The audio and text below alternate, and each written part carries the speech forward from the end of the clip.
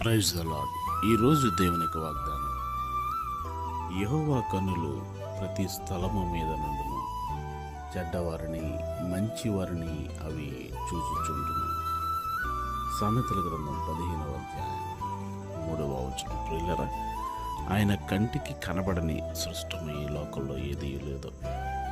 దేవుడు కన్నులకు సమస్తమును కూడా మరుగు లేకుండా తేటగా కనబడుతుంది.